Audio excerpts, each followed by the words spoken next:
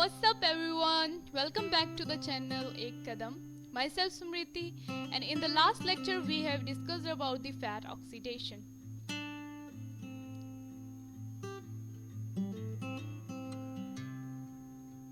Fats were oxidized into fatty acids plus glycerol, and the fatty acid has undergone the beta oxidation. Now in this lecture we will see the fate of glycerol.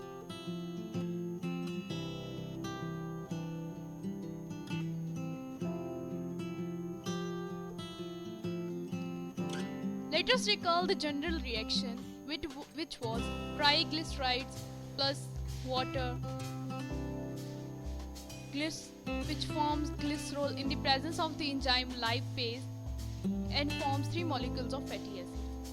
The fatty acid has undergone the oxidation, and now we will see the fate of glycerol. So,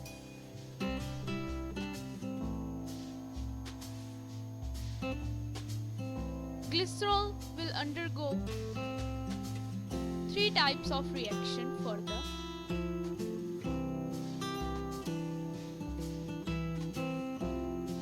In biosynthesis of triacylglycerols, formation of glucose by glycolytic reversal of DHAP, and oxidative breakdown of glycerol by TCA cycle. In this video, we are only going to discuss about the biosynthesis of triacylglycerols.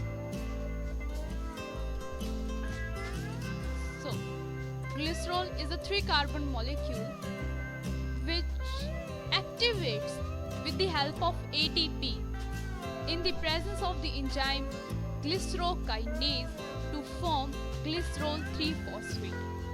This glycerol 3-phosphate can also be obtained from dihydroxyacetone phosphate, which is DHAP, that is obtained from glycolysis. DHAP converts into glycerol 3-phosphate with the help of the enzyme glyceraldehyde 3-phosphate dehydrogenase. And the NADPH plus H positive is converted into NAD positive. In this part of reaction we have just activated the glycerol. Now we have to activate the fatty acids, because triacylglycerols are formed with the condensation of glycerol and fatty acids.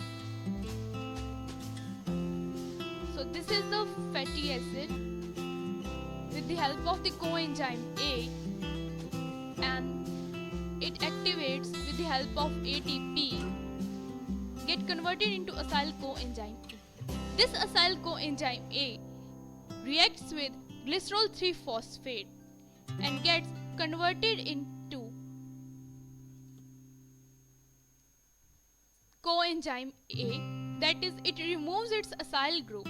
This reaction occurs in the presence of the enzyme glycerol 3-phosphate acyl transferase. Acyl transferase, as the name indicates, the acyl group is transferred. So the acyl group is transferred to the glycerol 3-phosphate, which becomes 1-acyl glycerol 3-phosphate. 1-acyl glycerol 3-phosphate then react with 1-acyl glycerol 3-phosphate acyl transferase enzyme in the presence of again acyl coenzyme A, which is converted into coenzyme A because the acyl group is again transferred. So we will get 1,2-diacyl glycerol 3-phosphate. Now this 1,2-diacyl glycerol 3-phosphate is also known as phosphatidytate. So in further reaction I will not name it the 1,2-diacyl glycerol 3-phosphate. We will use phosphatidytate. So phosphatidytate undergoes reaction with the enzyme phosphatidytate phosphohydrolase. As the name of enzyme indicates about the type of reaction which is taking place.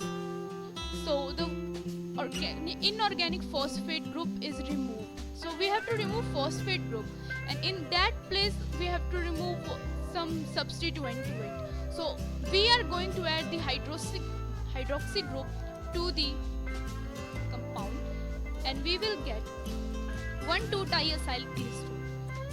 Now again 1,2-diacylglycerol with the help of acyl coenzyme A, which is converted into coenzyme A because the acyl group is again transferred. Diacylglycerol acyltransferase enzyme is used here again.